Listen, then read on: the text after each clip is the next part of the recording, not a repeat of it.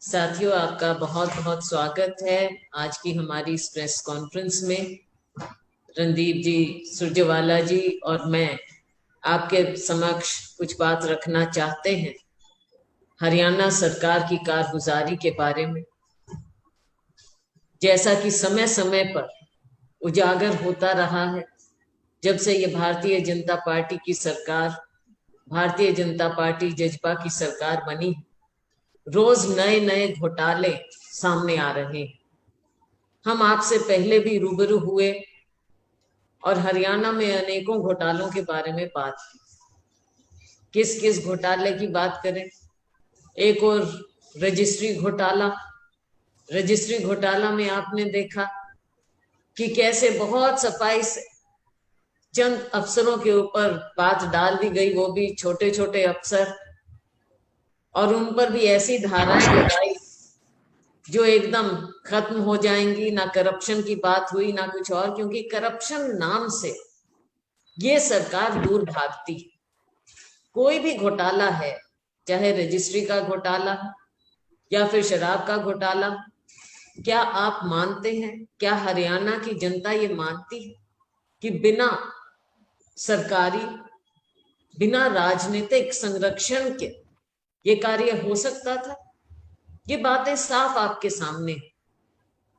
शराब घोटाले की हम बात करें तो जब ये बात उजागर हुई, हमने आपके समक्ष रखी, जनता के सामने आई, तो माननीय मुख्यमंत्री जी ने जो एसआईटी गठित की गई, पहले वो गठित किया, और फिर फौरन बात, जब असलियत लगा कि असलियत सामने आ जाएगी, तो उसको एसईटी में तब्दील कर दिया मई।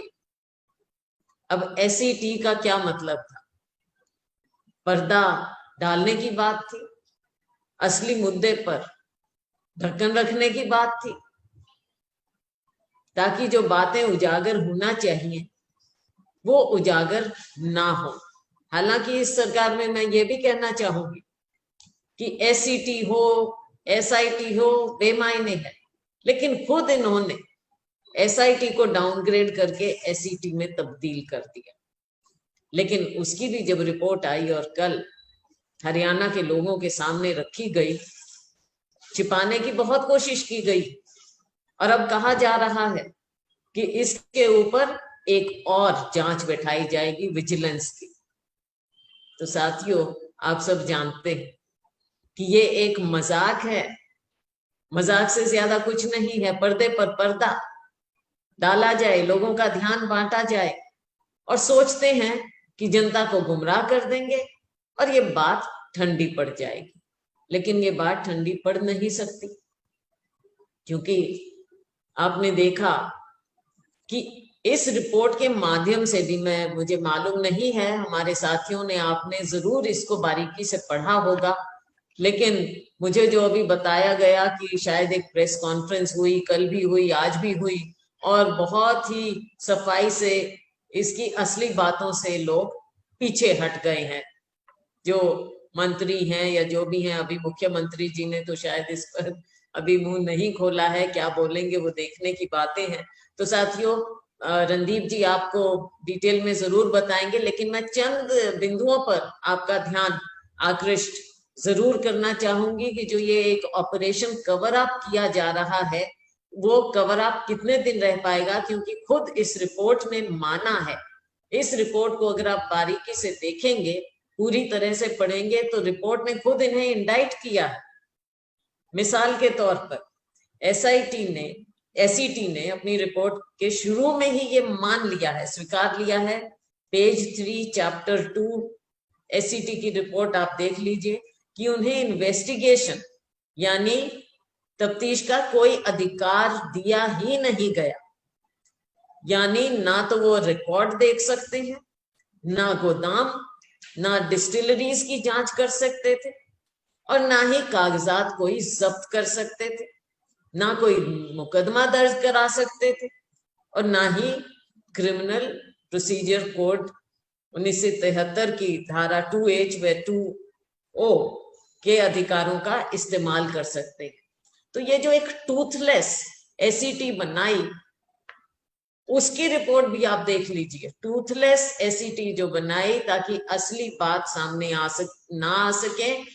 उस एसईटी ने भी जो रिपोर्ट दी है उसमें बातें स्वीकारी हैं। उन्होंने निष्कर्ष निकाला है कि 1 अप्रैल 2019 से 10 मई 2020 के बीच हरियाणा में जमकर, आप कृपया नोटिस कीजिए बात को जो हम कह रहे हैं, शब्द जमकर नाजायज शराब की बिक्री हुई है। आप चैप्टर 5.1 देख लीजिए, पेज 24, एससीटी की रिपोर्ट। ये खुद उन्होंने इस बात को स्वीकारा है। साथ में उन्होंने स्वीकारा है कि लॉकडाउन की अवधि में पुराने सालों के शराब का स्टॉक भी बेच डाला गया। इस बात को आप लोगों ने भी देखा और उजागर किया। ये सारे जानते हैं कि पुरानी जितनी शराब थी उसको निकाल दिया और बेच दिया, पता ही नहीं चला। एसईटी ने यह भी स्वीकारा है कि लॉकडाउन की अवधि में शराब के ठेकों के नजदीक शराब के स्टोर से निकालकर खुले आम सरे आम शराब बेची गई है। Chapter 5.1 page 24। एसईटी ने कहा कि लॉकडाउन की अवधि में शराब की बिक्री पर रोक लगाने तथा शराब के ठेके बंद होने के बावजूद भी एक्साइज टैक्सेशन विभाग ने खुलकर सरेआम शराब की ट्रांसपोर्टेशन के परमिट व पास जारी किए। Chapter 5 para 8 page 31। कृपया आप रिपोर्ट को जरूर देख लें। ये साफ बताता है कि शराब माफिया द्वारा सरकार की मिली भगत से ही शराब की तस्करी और बिक्री का खुला खेल खेला गया। एसईटी ने कहा कि लॉकडाउन की अवधि में 1 अप्रैल से 5 मई 2020 के बीच हरियाणा स्थित शराब की 3 फैक्ट्रियां शराब बनाती रही, पर न जाने किन कारणों से एसईटी ने इन फैक्ट्रियों की जांच करने से लिखित तौर से इनकार कर दिया। ये रिकॉर्ड की बात है साथियों। हमने आपसे शुरू में भी कहा था शराब के बारे में, हमने एक बार नहीं बार बार आपसे बात की है, तो आप देख लीजिए।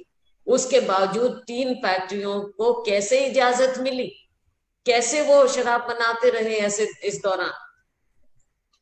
एसईटी ने यह भी स्वीकारा है कि हरियाणा की एक और शराब फैक्ट्री एनवी डिस्टिलरी शराब तस्करी में संलिप्त पाई गई है, परंतु एक्साइज टैक्सेशन विभाग ने न खुद इसकी जांच की और ना ही एसईटी को एनवी डिस्टिलरी में जाकर जांच करने की इजाजत दी।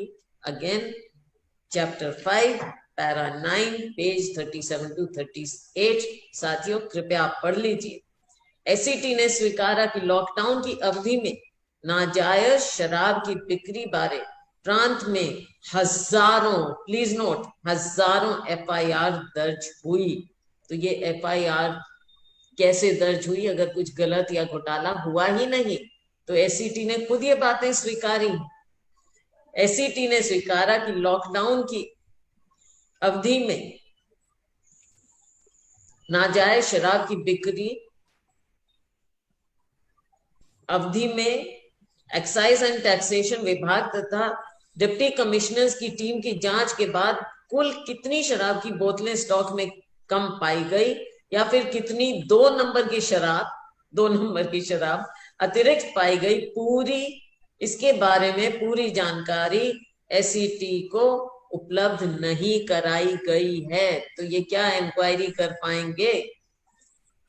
तो साथियों ये सारी बातें आपने देखा, सामने आई थी बात की लॉकडाउन में 1 करोड़ बोतलों की शॉर्टेज मतलब तस्करी पाई गई और 19 लाख बोतलें एक्सेस, इसका मतलब 2 नंबर की शराब जो ये बन रही थी सरेआम और बिक रही थी, 2 नंबर की शराब पाई गई है। फिर भी ये जानकारी क्या हम पूछ सकते हैं कि एसईटी को क्यों नहीं दी गई? एसईटी ने यह भी स्वीकारा कि खरखौदा सोनीपत में की शराब तस्करी के केस में तथा कथित शराब तस्कर भूपेंद्र को हरियाणा पुलिस द्वारा गनमैन और आर्म्स लाइसेंस दिए गए थे। किसके कहने पर हुआ ये सब? क्या बताना चाहेंगे? क्या सामने ला पाएंगे इन बातों को? साथियों, ये बहुत सी ये बातें हैं, कुछ बिंदु हमने आपके सामने रखे हैं, लेकिन और भी बहुत ज्यादा है। करीब 50 पेज की ये रिपोर्ट है, सारी बात आप देख लीजिए। लेकिन ये क्या बिना मिली भगत के, खट्टर सरकार के देख रेख में जो हुआ है, क्या ये इसको सामने आने देंगे? क्या ये सामने लाना चाहेंगे? क्या क्या ये जिस तरह से एक इंक्वायरी पर दूसरी इंक्वायरी बिठा रहे हैं, क्या आपको किसी को भी विश्वास है कि असलियत सामने आ सकती है? इसलिए कांग्रेस पार्टी, सुरजेवाला जी और मैं, हम ये डिमांड रखते हैं, कि इस चीज को जो छिपाने की कोशिश की जा रही है, इसका पर्दाफाश ऐसे कभी नहीं होगा, ना ये होने देंगे। हमारी डिमांड है, सुरजेवाला जी की और मेरी, कि हाई कोर्ट के सिटिंग जज ही इसमें इंक्वायरी कर सकते हैं। उससे कम कोई भी इंक्वायरी ना तो स्वीकार्य हो सकती है और ना वो साफ बात, तथ्यों को सामने ला सकती है। इसलिए हमारी ये डिमांड है साथियों। ये सरकार घोटालों की सरकार, बड़े दुर्भाग्य की बात है कि बार बार रणदीप जी को और मुझे ऐसी बातें आपके सामने लानी पड़ती हैं, ऐसे घोटाले सामने लाने पड़ते हैं कि आज के दिन जहां एक और कोविड से सारा देश प्रदेश जूझ रहा है, इसकी आड़ में हरियाणा में जो करप्शन चरम सीमा पर चल रहा है, उसको कैसे रोका जाए। ये सरकार तो चाहती है कि इसी तरह की स्थिति बनी रहे और ये लोग आराम से इनकी मिली भगत से जो ये कार्य हो रहे हैं उस पर पर्दा डालते रहें, जनता को गुमराह करते रहें, और हरियाणा की जनता एक और कोविड से जूझती रहे और दूसरी ओर उनकी जेबें इन स्कैम्स के माध्यम से खाली होती रहे। आपका बहुत बहुत धन्यवाद। मैं